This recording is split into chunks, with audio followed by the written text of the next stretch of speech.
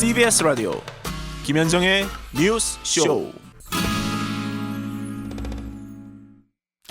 저희가 지난 10월 2일이었죠. 한 독립유공자 후손하고 인터뷰를 했었습니다. 아마 기억들을 하실 거예요.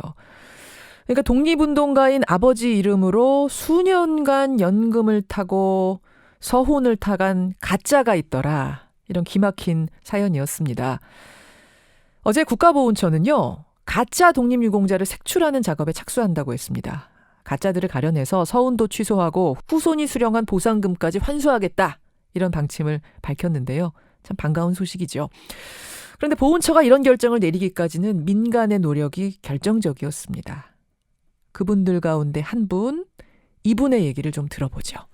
광복회 대전 충남지부 윤석경 전 지부장 연결이 되어 있습니다. 윤 선생님 안녕하세요. 예, 안녕하세요. 예. 아유, 국가보훈처가 이제 전수조사하겠다. 서훈도 취소하고 보상금도 환수하겠다. 누구보다 반가우시죠, 이 소식? 아유, 반가웠죠. 왜냐면 이미 저는 독립유공자가 가짜가 생긴다는 것은 있을 수 없는 일이고, 물론이죠. 혹시 가짜다 하는 건 물건 자체 같은 가짜가 있을 때도 사람이 가짜가 있을 수는 없습니다. 그렇죠. 아니, 가짜 유공자가 얼마나 드러날까요?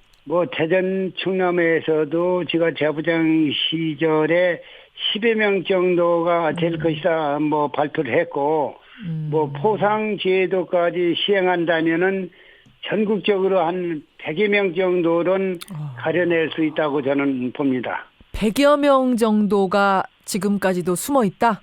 예. 아니, 그 광복회 회원들 사이에서도, 그러니까 광복회라는 곳은 독립유공자 가족들의 이제 회죠. 예. 광복회 회원들 사이에서도 누구 가짜다, 누구 좀 의심스럽다, 이렇게 도는 얘기들이 있었습니까? 제가 지부장 재직 시도 충남에서만 4, 5명 정도가 가짜가 있다고 이렇게 수군거린 것을 많이 들은 적이 있습니다. 그 당시에 충남에 얼마나 회원이 몇이었는데요?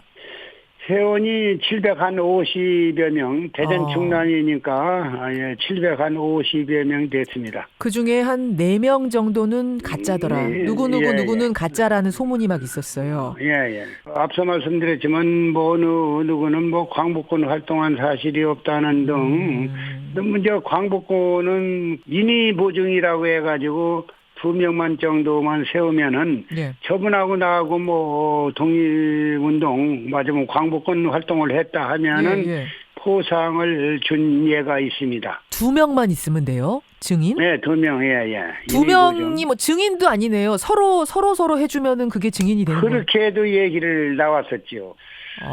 그렇군요. 지금 그러니까 가짜 유공자들이 도대체 어떻게 해서 이렇게 생겨난 건가 저는 그게 궁금했는데 일단 광복군이 되는 거는 증인 자기 말고 한 사람만 더 있으면 되니까 간단했다는 말씀이고 그 경우 외에 또 가짜 독립유공자가 탄생하는 다른 방법 어떤 게 있습니까? 1980년대 이후가 유공자 포상이 대부분 80% 이상이 수여되었습니다. 그렇기 때문에 내부 공무원으로부터 많은 분들의 공적이 이제 새어나가서 심지어는 뿌러커들까지 생겨났습니다. 내부에서 이제 독립운동가들의 자료를 쭉 모아놓은 게 있을 거 아니에요. 그렇지요. 예, 그게 새나가요? 공적이 새나갔다는 거죠. 그럼 그 중에 후손이 있는 경우는 후손들이 상도 받아가고 보상도 받아가겠지만. 보니까 후손도 없어. 나타나는 사람도 없어. 이런 경우에는 브로커가 당신이 그럼 이 후손하시오. 이런 식으로 연결해 준다는 얘기예요. 그렇지요. 예. 맞습니다. 예. 그게 이제 무연고자인데 그분의 공적 가지고 이제 그대로 받은 거지요, 근데 증명은 해야 되잖아요. 아무리 독립운동가가 무연고자라도 그분이 지금까지 살아온 행적하고 이 가짜 후손하고 맞는 점이 있어야지 되는 거 아니에요? 근데 이름이 동명이인이게 공적 심사라는 것은 대부분이 공적 가지고만 심사했기에 그 당시 남의 공적만으로도 모르고 유공자로 심사한 것이지요 말입니다. 그냥 심사가 허투루 된 거네요. 그렇죠. 예.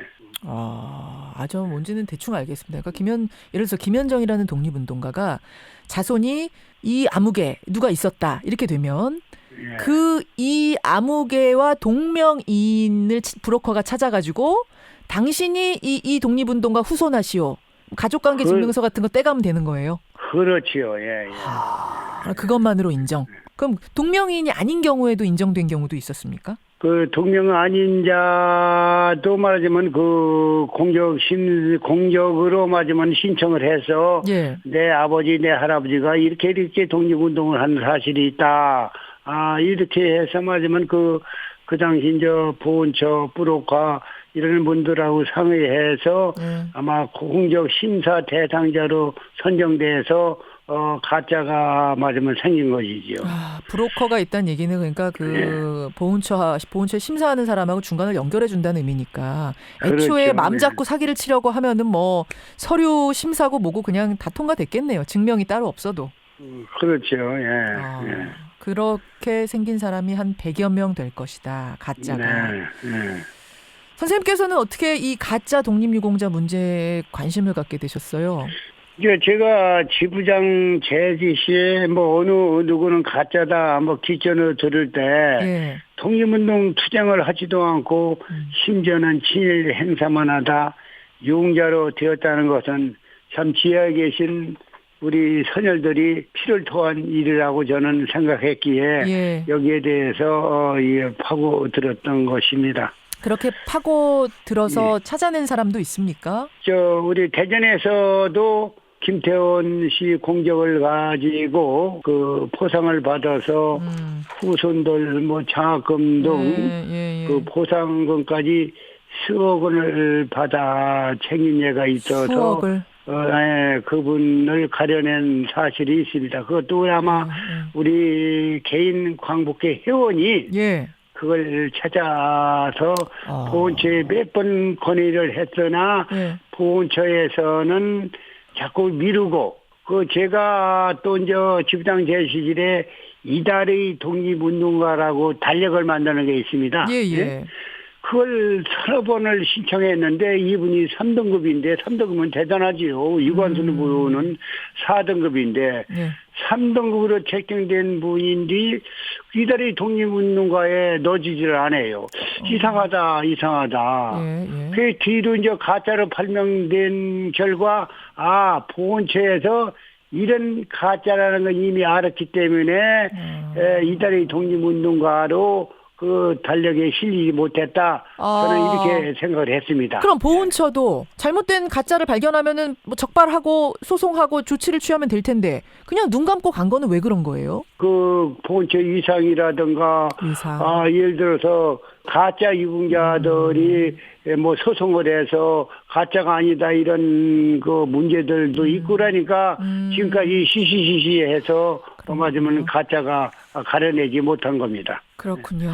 그 유관순 열사가 4등급인데 가짜 중에 유관순보다 더 높게 받은 사람도 있었어요? 대부분이 3등급 높게 받은 가짜들이 대부분 높게 받았어요.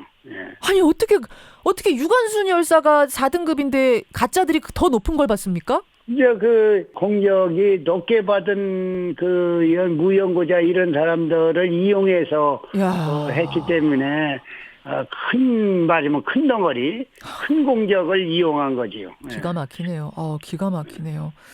그렇군요. 그러니까 그런 걸 보면서는 정말 저희는 이제 알았으니까 지금 이렇게 화를 냅니다만 그동안 알고 참고 그 세월은 정말 어떠셨을까 싶어요. 굉장히 힘들었죠. 왜냐면 아까도 말씀드렸지만 그 독립운동한 가정들은 대부분 3대가 가난하게 살고 있고 배우지도 못하고 이런 상태였다는데 그렇죠. 독립운동을 하지도 않고 포상을 받고 이런 사람들이 지금까지 수억 원씩 받아가면서 국가 맞으면 이걸 손실시켰다는 것은 참 이걸 잊을 수 없는 얘기다 해서 저도 좀 분이 났던 겁니다. 왜 안 그러셨겠습니까? 이해가 됩니다.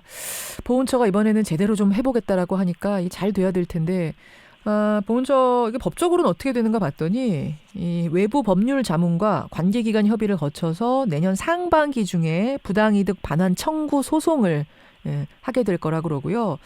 사실 민사에서 채권은 그 사실을 인지한 날부터 공소시효를 계산하기 때문에 이 공소시효 문제 없이 실행이 가능하다 그럽니다. 다행입니다. 철저하게 좀 밝혀내서 지금까지 분하셨던 거 풀렸으면 좋겠고요. 국민들의 화도 좀 풀렸으면 좋겠습니다. 선생님 고맙습니다. 예, 감사합니다. 예. 가짜 독립유공자를 적발하는데 굉장히 노력을 많이 해오신 분이에요. 이제야 좀 결실을 맺는 것 같습니다. 광복회 대전지부의 윤석경 전 지부장이었습니다.